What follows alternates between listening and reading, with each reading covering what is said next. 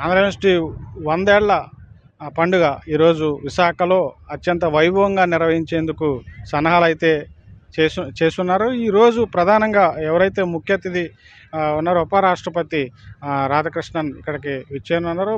మరి కొన్ని గంటల్లో ఈ మహా ఉత్సవం ప్రారంభం కాబోతుంది. దీనికి గౌరవ అతిథిగా ముఖ్యమంత్రి నారా చంద్రబాబు నాయుడు కూడా విచ్చేస్తున్నారు. దీంతోపాటు మరికొంతమంది అతిథులు కూడా ఇక్కడికి విచ్చేస్తున్నారు. సుమారుగా ఇక్కడ 30,000 మంది కెపాసిటీ కలిగినటువంటి ఈ ఆంధ్ర యూనివర్సిటీ గ్రౌండ్స్లో అత్యంత వైభవంగా నిర్వహించేందుకు ప్రభుత్వం సన్నాహాలు అయితే చేసింది. ప్రధానంగా ఆంధ్ర యూనివర్సిటీ మద్రాస్ ప్రివెన్స్లోనే ఇది ఆవిర్భవించింది. 1926లో ఆవిర్భవించినటువంటి ఆంధ్ర యూనివర్సిటీ ప్రధానంగా కట్టమంచి రామలింగయ్య అనే ఒక మహానుభావుడు ఇక్కడ దీనికి నిర్మాణానికైతే ప్రధానంగా ఆయన పూనుకోవడం అయితే జరిగింది. అంతకుముందు మరో ప్రముఖ వ్యక్తిని చెప్పుకోవాలన్నట్లయితే ఒరిస్సాకు సంబంధించినటువంటి మహారాజు ఈ ప్రాంతానికి 2 బిలియన్ల నగదును కూడా ఇక్కడ సమర్పించడం జరిగింది. దాంతోపాటు ఇంత పెద్ద ఎత్తున ఏదైతే ఈ స్థలం అంతా కూడా కొన్ని వందల ఎకరాలు ఇక్కడ ఆయన ధారాదత్తం చేయడం జరిగింది. ఆయన ప్రమేయంతో ఆయన తెలుగు మీద ఉన్నటువంటి అభిమానంతో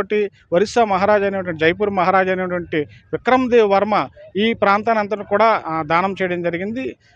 ఆయన చొరవతోటే తెలుగు వారికి ఒక విశ్వవిద్యాలయం ఉండాలన్నటువంటి ఒక ఆలోచనతోటి ఆంధ్ర విశ్వవిద్యాలయం స్థాపించడం అయితే జరిగింది. ఆ రోజు నుంచి నేటి వరకు కూడా ప్రపంచవ్యాప్తంగా మేధావులు, ప్రపంచవ్యాప్తంగా రాజకీయ నాయకులు కానీ, దేశవ్యాప్తంగా రాజకీయ నాయకులు కానీ ఇక్కడ నుంచి విద్యను అభ్యసించి ఉన్నత శిఖరాలకు అధిరోహించారని చెప్పడంలో ఏమాత్రం సందేహం లేదు.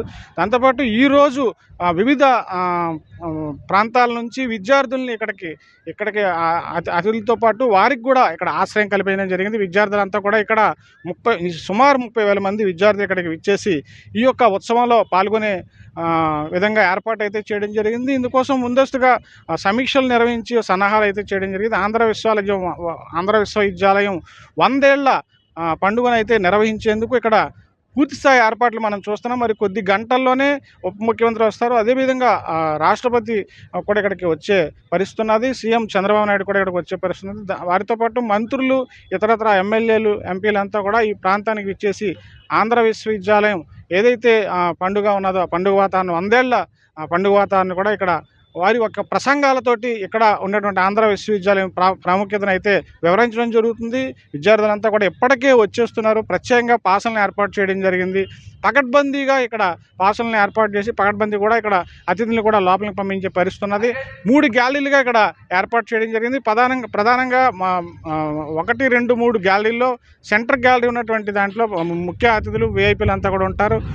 అటు లెఫ్ట్లో, రైట్లో ఉన్నటువంటి ఏదైతే వేదికలు ఉన్నాయో ఆ వేదికల్లోని అక్కడ ఎల్ఈడీలను పెట్టడం జరిగింది. పెద్ద ఎల్ఈడీలను పెట్టడం అయితే జరిగింది. ఆ ఎల్ఈడీల్లో ముఖ్య అతిథులు మాట్లాడిన ప్రసంగాలను కూడా చూడడానికి అవకాశం ఉంటుంది. ఎటువంటి అసౌకర్యం కలగకుండా పోలీసు శాఖ కూడా పూర్తి స్థాయి బందోబస్తు తోటి ఈ ప్రాంతాన్ని అంతని కూడా అతిథులు ఇక్కడ వచ్చి సౌకర్యవంతంగా ఇక్కడ వీక్షించేందుకు ఏర్పాట్లు అయితే చేయడం జరిగింది. ఆంధ్ర విశ్వవిద్యాలయం ప్రధానంగా ఏదైతే ఇక్కడ ప్రాధాన్యత ఉందో ఆ ప్రాధాన్యతను వివరించేలా 100 ఏళ్ల చరిత్ర కలిగినటువంటి ఆంధ్ర విశ్వవిద్యాలయ ప్రాముఖ్యతను వివరించేందుకు ఈరోజు ఈ వేదిక మహాపండుగగా అవతరించినది. దేశవ్యాప్తంగా ఉన్నటువంటి విద్యార్థులు అనేక మంది మేధావులకు ఇక్కడ చదువుకున్నటువంటి విద్యార్థులకు ఆహ్వానాలు పంపించడం జరిగింది.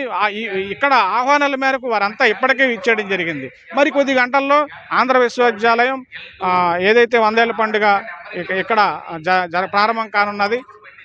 కెమెరామెన్ స్వామితో Sridhar, GT India news, Visakhapatnam నుంచి.